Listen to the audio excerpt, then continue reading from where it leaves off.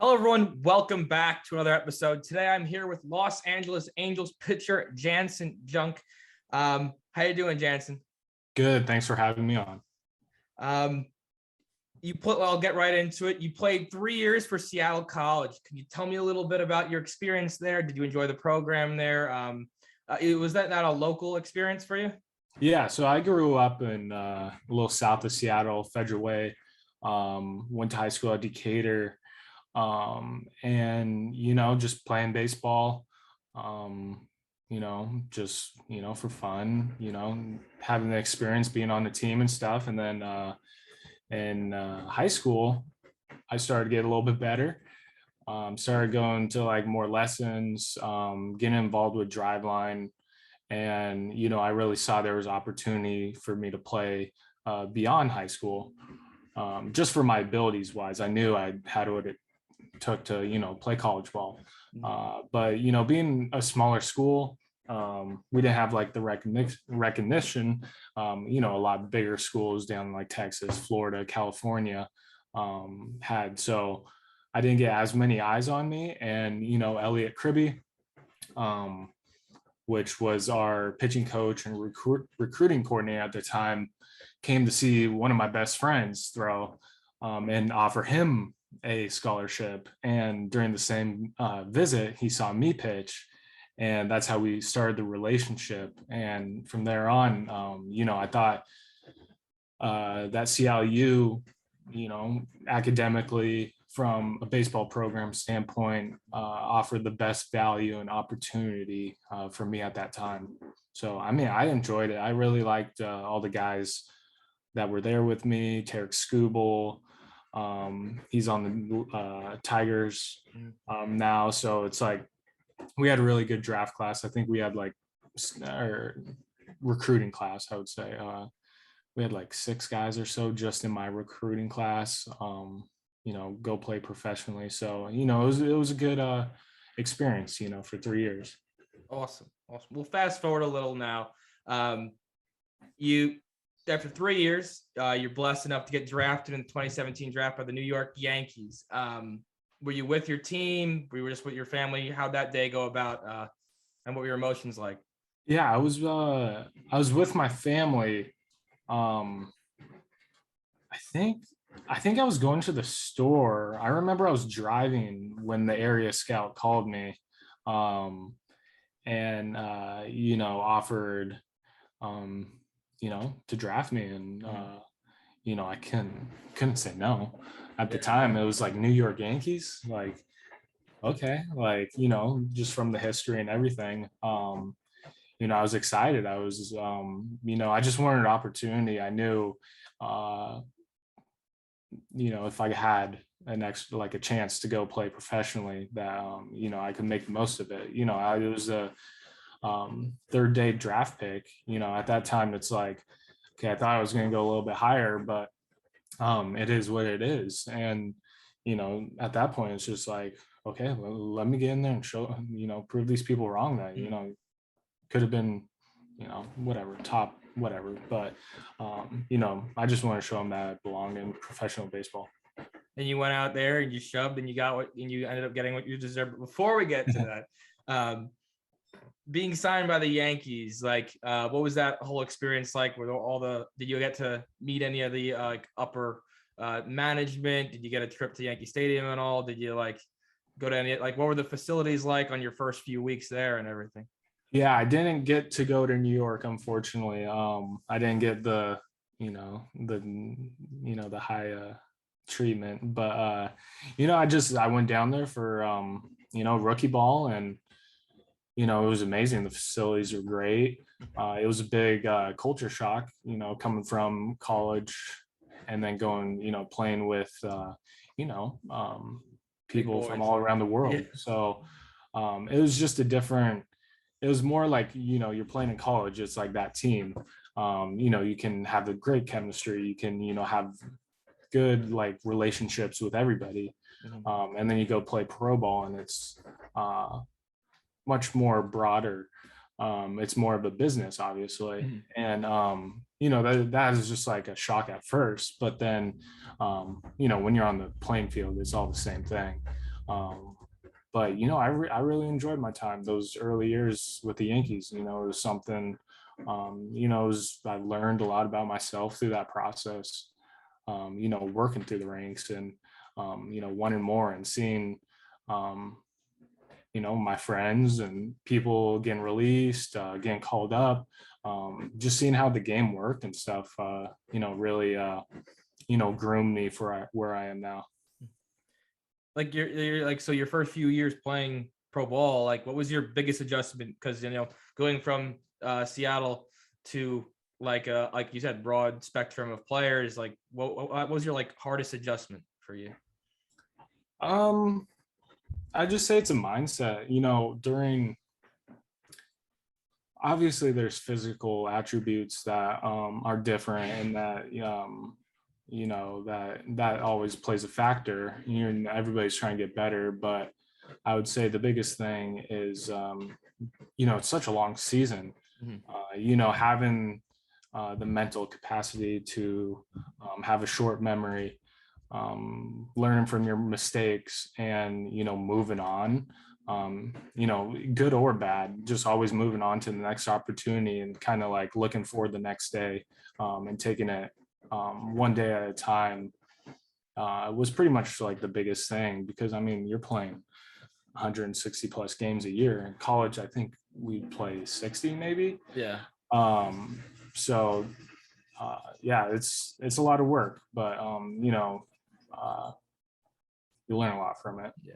And then you double the amount of games, and that's not like you're going to class anymore. You're just going straight to, you're going to work every day, but at the same time, it's the game that you grew up loving, and it's every day, grind. Yeah, you're away from family, you're in a place where you might never been before. So a lot of those variables play a factor into it. So it's kind of, obviously the physical aspect was a change, but I would say just like mental preparation, durability, all that stuff was like the biggest thing in the beginning that you had to realize to, that's the thing that would get you through the ranks. Physical only gets you so far, but like mental, it's kind of cliche, but it'll get you to the next. Yes, but it's true. So yeah. Did you get a chance to pick any brains while you were down there of any current MLB players or former MLB players, like any Yankee greats while you were down there, or like during spring training or managerial? Yeah, I would say just a lot of like the managers, pitching coaches that have been through the system. I would say Andy Pettit, he came and talked to us, and when I was in high A Tampa at the time. I'm trying to think who else, if there's any. CC, I talked to him a little bit. I threw after him in my first outing in Tampa. So I thought that was really cool. Last year he was playing, and just like to follow him up and he kind of prepare with him. I let him have the space, but I was starting at the time, so I piggybacked him after rehab start. So we kind of like prepared in the same space, and we talked a little bit about things. So I thought, there was a lot of good minds with the Yankees. So, there's a reason why they've had that success over many years. You got to play for Trenton, correct? Yeah, I had one outing in Trenton. Oh, because I was going to say, because I've heard some people have had it rough out there in Trenton. I'm a Yankee fan, so I know some players like, at least like the living conditions and the area is not so good. But yeah, I think that's why they moved it. I played a away game in Erie, and then I like pulled my groin, so I got sent back after that. So I never got to experience Trenton, but yeah, from what I heard, the stadium wasn't too good or anything. So being in Somerset, that was much better. Yeah. Did you enjoy the grind thus far in your career? Oh yeah, it's definitely a grind. There's times when you think if it's worth it, but it's totally worth it. Where I'm sitting right now, it's like I I would do it a million times. So, in the moment, it feels like it's being in the minor leagues and grinding through, like, that end goal of being a Major League Baseball player feels so far out of reach. But, it's really not. It's really, a phone call away. It's just one opportunity. And I mean, I kind of learned that this year. I didn't, from jumping from AA to, making my debut in a few days. It felt like that dream felt so far away, but happened like that. Awesome. Well, and then to get to your debut, you got traded from the Yankees to the Angels. What was that experience like? Did you find out like was it throughout your day while you were doing something, or like you knew it was going to happen eventually? Like, were you on the block already? When I got traded, you're saying? Yeah, when you got traded. I kind of my agent kind of said that my name was in some trade rumors, so don't be surprised. I knew I was pitching pretty good to maybe get some looks from some different teams, and at the time I wasn't on the 40 man, so it was my Rule 5 year. So just like based off a organizational standpoint, I could see a move taking place. So it was in the back of my head, but at the same time, I just I think I probably had like 4 starts through that whole process where my agent was like, yeah, like this, like this might happen any day.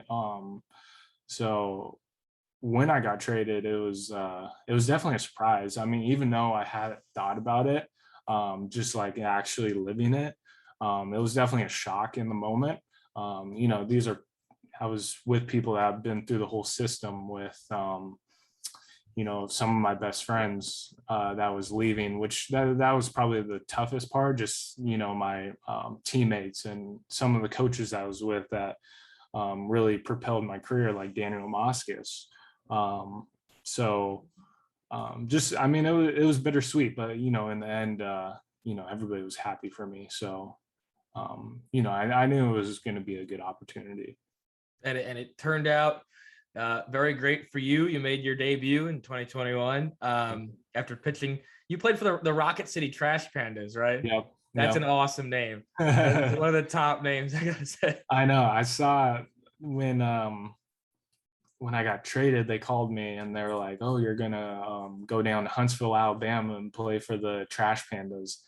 And I was like, "The Trash Pandas?"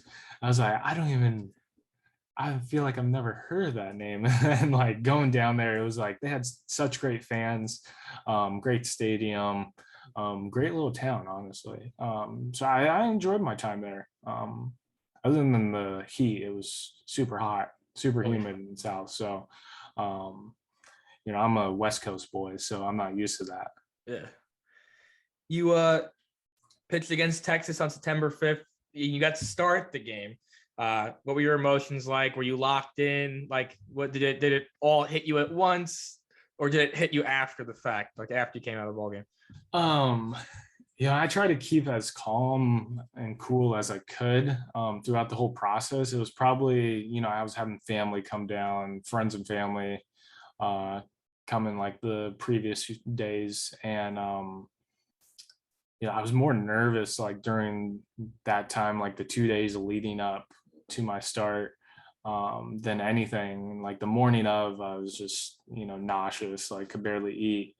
But, once being a day game, I felt like it was just, I was able to, just kind of wake up, go to the field and get going. I didn't really have time to, think about it too much. I mean, other than the whole night before, just thinking you didn't have time to be nervous. It was like game's happening. Yeah. So I mean, that morning I was just like, okay, here we are. Like, let's do it. I mean, this is a game I've been doing my whole life, and there's not a reason to be scared or anything. So my main goal was just going up there and competing and throwing strikes, and showing the Angels that I belong here, and that the moment's not gonna fold me or anything. So I just wanted to go up there and be calm. And actually, when I got up on the mound, it was like I was pretty, my hand was shaking a little bit on the first pitch, but you know,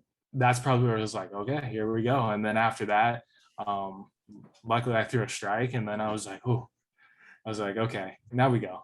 So Get the after first that, one. I know after that, I was like, okay, I was like, we're here. And then, throughout the game, I was like pretty, it felt like a movie, but, I was pretty calm through it. And then after, it was just like, wow, like, okay, I just did that. Um, yeah, so it was an amazing experience, having friends and family there, celebrating, and it was beautiful weather. It was a nice home game. I saw that game. It was beautiful game. Yeah, I think it was one of the hottest days in California that year. So lucky me. But yeah, it was an amazing experience. Thus far, though, in your career, you've gotten to face a lot of AL West. I think you only out of AL West team you got to face was the Chicago White Sox. Mm-hmm. Who is your hardest hitter that you got to face throughout your time this year? Probably Yordan Alvarez. Yordan. I think he took me deep. I think I got behind him like 2-0 or something, and I kind of threw him a cookie. And it was the pitch that he should have hit a mile, and he took advantage of it. And I mean, that's the game up there. Like you can't give in. You can't just you can't do give me over pitches in the big leagues. They get crushed 500 feet. So seeing him, like, I think we played 2 series against Astros. So just seeing him, I'm a fan of baseball. So just watching him over the years, seeing through those 2 series, I knew he's an amazing hitter. Yeah. And just, he was probably I was most impressed with, just the way he hits the ball and his approach, and, his aggression on any count. So, it was fun. I like facing the Astros, Astros and White Sox, playing against playoff teams like that, like caliber. It was good for me in my early stages to, kind of understand, about myself. And, I would rather have it that way than, sort of easier teams, or, everybody's good, but what I'm saying, like, playoff caliber teams. To prove to yourself that you can go up against these guys. And, it's about, teams that are going to be in the playoffs and fighting for, World Series. So, it was a good experience, and, I wouldn't have any other way than be challenged in that way. Your teammate, Shohei Ohtani, AL MVP. What was it like getting out there and get to see him play towards the end of the year? He went on an absolute tear this year. Yeah, it was insane. Like, obviously, being a fan of baseball, and when I was in the minors, just seeing him, play every single day. I didn't really, obviously I respected him in that way, and just like, oh wow. But once I got there and like actually saw him, like the way he prepares, the way, he takes every day seriously, is like, wow, this guy, he's something else. I mean, seeing him, a guy come off the mound, strike out the side, throwing 100, and then lead off and hit a bomb, smack a home, and not like short bombs. No, it's like, oh my gosh, like when I get off the mound, I'm like tired. I'm like, give me the cold rag, like let me like breathe, get some water. Like I can imagine going up there and hitting every single day, and like, being an elite hitter. It's not like he's just going up there and, shooting the ball around. Like he's hitting for power, hitting, spraying. He's doing damage. Anyway. He's doing, yeah. I mean, MVP status like that. So being on that level is insanely impressive. And he's a great guy. He's not cocky in any way. He's very humble. So it's just seeing his mannerisms and his day-to-day plans or whatever is pretty amazing. I hear his translator's pretty cool too. Yeah, eBay, he's the dude. So, my short experience with him, everybody loves him, and he's super cool. So I got like 4 or 5 fun questions for you, and I'll wrap up with that. But who has been the coolest player that you've got to meet in your time in the big leagues? In the big leagues, or throughout your career? Throughout my career, I'd say the CC experience was pretty cool. Mm-hmm. Being at that level, and then coming in, the whole situation was, I think he had like 2-3 innings or something, and was on pitch count, and then I came in and closed out his inning, got the 3rd out, struck the guy out, and then I come in and he's like tapping me up, like giving me like confidence, pumping me up and stuff, and just stuff like that. It was like he didn't have to do that. He just could have went back to the like he stayed out there. I've seen a lot of rehab guys, they just kind of do their thing and don't really pay attention to minor leaguers and stuff. But he stood out there and waited till the inning was over, and congratulated me and stuff like that, and just he didn't have to do that, which that was really cool. Other than that, I mean, like Shohei, Trout, all those dudes, anybody, Dexter Fowler, like Upton, I couldn't say like one person. It was just like the whole experience. How's playing with Trout? I know he didn't play with your time up there, but yeah, no, he didn't play, unfortunately. I wish I got to see him, but I saw him in a different way. Being supporting others, tackling rehab, just being the clubhouse guy when he didn't have to be. He could just do his thing. He it's Mike Trout, he can do whatever he wants, but he chose to put in the extra work, or talk to young guys, be involved. So just being around that was a good experience. Again, he doesn't have to be there, and he was there with the team, and that it's good though to hear that about him. Like, just for, I know I already knew he was a good dude, but I think people need to know that he's a good dude. Yeah. I'm sure there's been plenty of it, but if there's one moment in your career thus far, what has been the funniest moment that happened during a game or with a teammate, but that you can remember, like off the top of your head? Like, off the top of my head, okay, it was probably, I'll just bring up a experience when I was in the bigs, seeing my first streaker. I think we got like 2 streakers in one series. I was just like, this is insane. Like, seeing someone run across the field and then get tackled by the security, it's like a whole event. So seeing that in person, I thought was hilarious. That's awesome. I love, it's pretty funny seeing that, but like also, like, I kind of want to watch the game, Yeah. For fan perspective, you guys have fun with it. Yeah. Mm-hmm. Your walkout song through your years, what has that been? Oh, I change it every once in a while. This year I went with a little Nirvana, a little P&W homage. But I've had like Kanye, Travis Scott.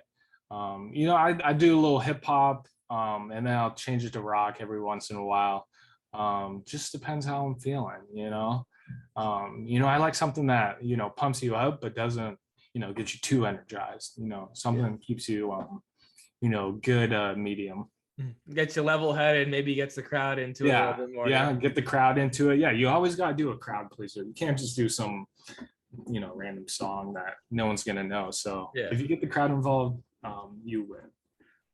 And my last question for you, Janson, what's the biggest piece of advice you can give a kid today chasing a dream? Because nowadays it seems they're like social media and everything. A lot of kids are getting things handed to them just based off of just a video or two. Yeah. I mean, I would just say, like, it's cliche, but I mean, it kind of happened to me. I just kept on, working, living every day just one at a time. having a dream of, playing professionally, just knowing that it's not out of reach, and that if you put, your heart, your soul, your body, your spirit, your mind into, whatever you enjoy, that, you can achieve whatever you want. So don't let anybody set limitations on you.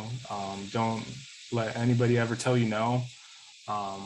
Sometimes it's good to hear that, but you gotta carve your own path. And if you are dedicated to something enough, then you can do it. Well, thank you, Janson. Thank you for coming on today, and always been supporting the foundation for a long time, and it's a pleasure to have you. Yes, thank you for having me. Well, I'm looking forward to watching you play in 2022 if we can get the season going. Yes. And we'll see you all in the next episode. Thank you, Janson. Have a good one. Thank you.